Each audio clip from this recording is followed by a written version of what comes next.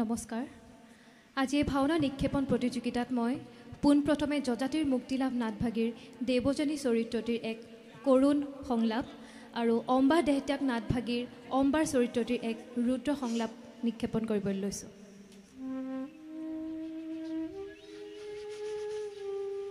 পশ্চিম আকাশত হেঙুলি বেলিৰ ৰক্তিম আভা, সৰোবৰত সৌৱা দুটি ৰাজহংসই আপোন পাহৰা হৈ দুয়োতে মগন। চাৰিওফালে মৌ-মাখি ভোমোৰাৰ মধুৰ গুঞ্জন। তাতে আকৌ কোকিলৰ সুমধুৰ ধ্বনি।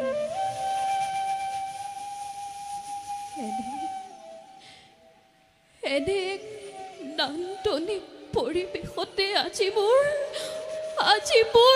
পৰিছে মনত বৃহস্পতিৰ পুত্ৰ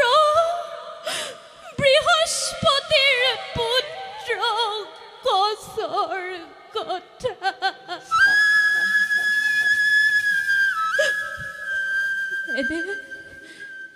এনে পৰিৱেশতে মধুৰ বচনে হৰণ কৰি এই দেৱযানীৰ আলসুৱা হৃদয় অংগে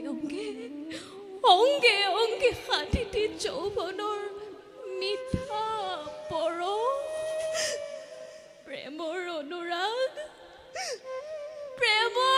অনুৰাগ দিছিল ঢালি।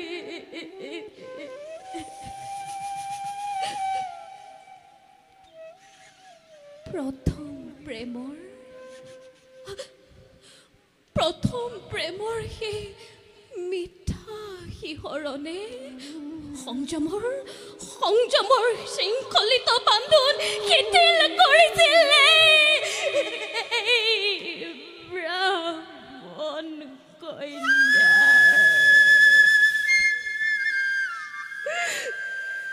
কিন্তু বুজিব পৰা নাছিলে দেৱযানীয়ে। কচৰ সেই প্ৰেমৰ মাজত আছিলে এক কপট উদ্দেশ্য।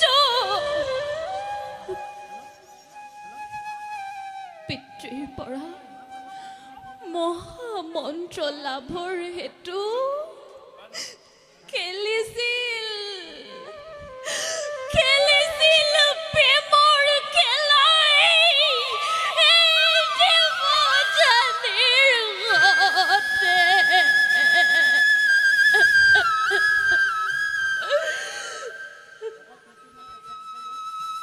প্ৰেমৰ অভিনয় কৰি ভাঙি থৈ অকণি আলসুৱা হিয়া গুচি গ'ল বৃহস্পতি সুত ধান বান কৰি মোৰ সপোনৰ গাৰে।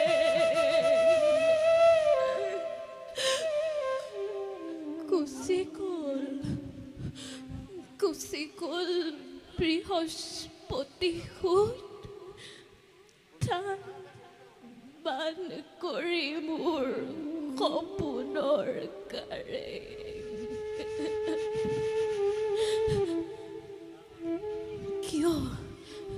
কিয় বাৰু নিষ্ঠুৰ এই পুৰুষ জাতি? কেনেকৈ পবিত্ৰ প্ৰেমৰ নামত প্ৰতাৰণা কৰে নাৰী সমাজ?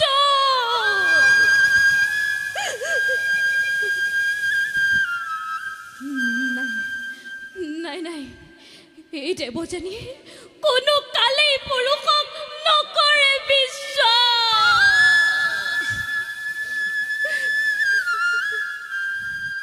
ধন্যবাদ। বৰ মই কৰিছোঁ প্ৰদান দেহন্তৰে তুমি অৰ্ধ নাৰী অৰ্ধ নৰৰূপে ভীষ্মক কৰিবা সংসাৰ। এই জন্মে ঈশ্বৰ মৃত্যু দেৱব্ৰত অবৈধ হবাৰ এই জন্মে ঈশ্বৰ মৃত্যু দেৱব্ৰতে অবৈধ হবাৰে এই জন্মে ঈশ্বৰ মৃত্যু দেৱব্ৰতে অবৈধ হবাৰ অবৈধ অবৈধ শুনা যত দেৱতা মানৱ কিম্বা গন্ধৰ্ব কিন্নৰ ভীষ্মক মই বধিবৰ বাবে মোৰ এই দেহ গতম দেহান্ত সাজি থৈছো চিতাগ্নি বহু আগে মই ভীষ্মক মই এদিন নহয় এদিন কৰিম সংহাৰ আৰু তাৰ বাবে জন্ম সময় অৰ্ধ নাৰী অৰ্ধ পুৰুষ হৈ ধৰাৰ মধ্যত হে মহেশ্বৰ জীৰ্ণ তনু মোৰ জৰ্জৰিত হে অগ্নি দেৱতা অম্বাৰ সৰ্বদোষ ক্ষমিবা তুমি জাপ দি তোমাৰ বুকুলৈ মোৰ এই দেহ গতম দেহান্ত তপ তপকৈ জ্বলি উঠ দপ দপকৈ জ্বলি উঠ অনল তোৰ শিখাই গগনে ব্যাপী খেলক ফিৰিঙতি অম্বাময় চিৰহিতা চিৰ বৈৰী মহাভাৰতৰ অম্বাময় চিৰহিতা চিৰ বৈৰী মহাভাৰতৰ অম্বাময় চিৰহিতা চিৰ বৈৰী মহাভাৰতৰ কৃষ্ণ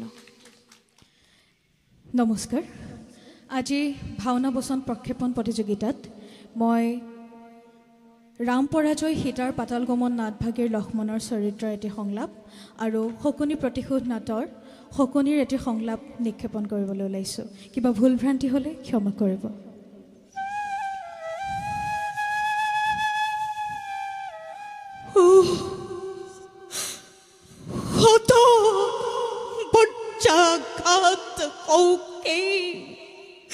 লক্ষ্মণৰ শিৰত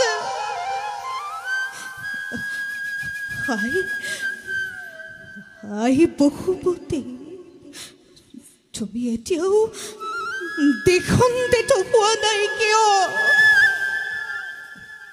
হৃদয় হৃদয় তই এতিয়াও জ্বলি উঠা নাই কিয় ৰাক্ষস ৰাৱণে যেদিনা কৰিছিলে জানকী মন্ত্ৰীক সেইদিনাতো তই জ্বলি উঠিছিলি প্ৰচণ্ড বেগেৰে কিন্তু আজি কিয় ৰাজ্য পৰে পৰে ত্যাগ করে মোর স্নেহর বিলাক তোমার বাবে দাদা তোমার বাবে বেরিয়াই লইছিলো শরীরত মই বাকলি বহন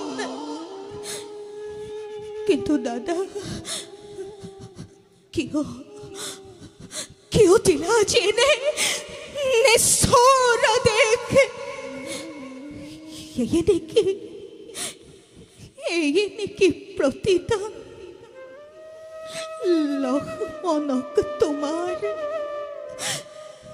দাদা বনৰ মাজত দেৱী জানকীয়ে যেতিয়া সুধিব মোক স্নেহৰ লক্ষ্মণ হিংস্ৰ জন্তুৰে ভৰা এই অৰণ্যৰ মাজত মই কেনি যাম ক'ত থাকিম কে বলে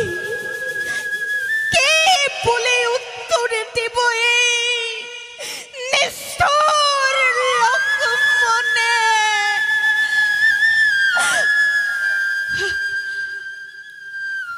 নাই মই বিচলিত হলে নহব জ্যেষ্ঠ দাদা মোৰ পিতৃতুল্য তেওঁৰ আদেশ মই পালন কৰিবই লাগিব ত্যাগ কৰি হৃদয়ৰ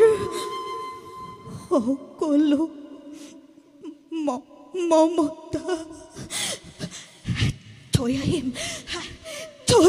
দেৱীজনকে অৰণ্যৰ মাজত থৈ আহিম দেৱীজনকে অৰণ্যৰ মাজত। ধন্যবাদ।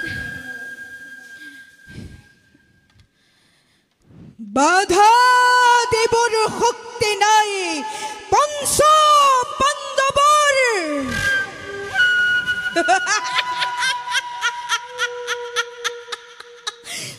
বাধা দেৱৰ শক্তি আছে বুলি জানিলে কি কৰিবা দুৰ্যোধন?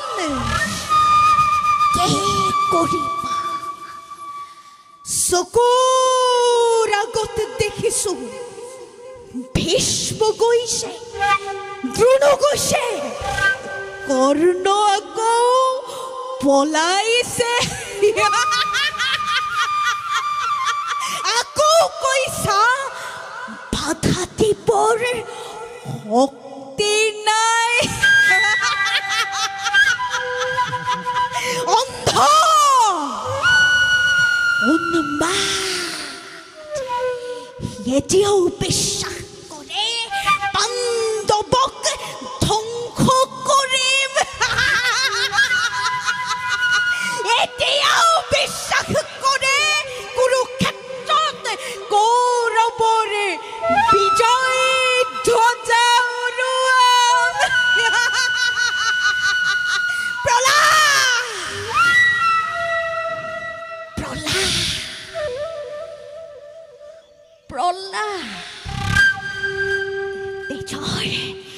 তেজৰ পিৰুনি থকালৈকে এই প্ৰলাপ, এই উন্মাদনা থাকিবই। যিদিনা তেজ চেঁচা পৰিব, গোট মাৰিব, টনটনীয়া শিৰ কোচ খাই বেদ শগুনৰ ঠোঁটৰ আগত ওলমি থাকিব। সেইদিনা এই প্ৰলাপ, এই উন্মাদনা ক'ত থাকিব দুৰ্যোধন?